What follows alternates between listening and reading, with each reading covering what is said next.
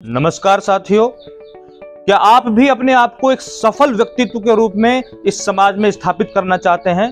तो आप त्याग, बलिदान, धोखा और गरीबी जैसे शब्दों को ढाल बनाकर अपनी नाकामियों को छुपाना छोड़ दीजिए, क्योंकि जो भी व्यक्ति इस जीवन में सफल हुआ है उसने इन शब्दों को ढाल न बनाकर चुनौती बनाया है और वो ही आगे बढ़ा है।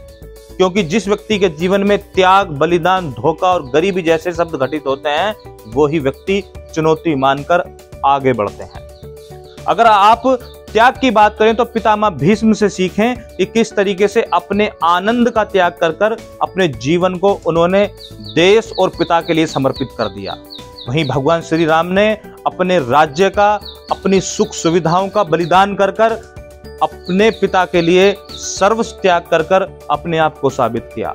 वहीं दूत में पांडवों का जो धोखा कर कर राज्य छीना गया उसको उन्होंने चुनौती माना और वनवास जाकर आगे अपने आप को साबित किया।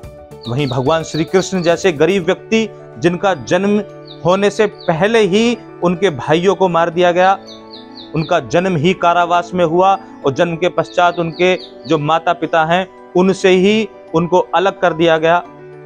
उन्होंने अपने पूरे संपूर्ण जीवन में अपने आप को इस तरह से साबित किया कि केवल अपने आप को एजुकेट और अपने आप को एक अपडेट कर कर आगे बढ़ना ही चुनौती है।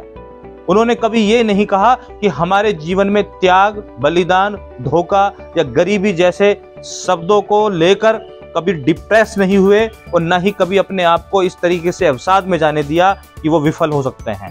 अगर आप भी अपने आप को एक सफल व्यक्तित्व के रूप में साबित करना चाहते हैं तो आप इन शब्दों को ढाल बनाकर छोड़कर जीवन को एक चुनौती के रूप में लें। हर दिन इस तरह से जिएं कि आज का दिन आपका अंतिम दिन है और जब आप उठते हैं तो पूरे आत्मविश्वास के साथ, पूरे समर्पण के साथ अपने आप को अपडेट करें और जीवन में आगे बढ़ें। धन्यवाद।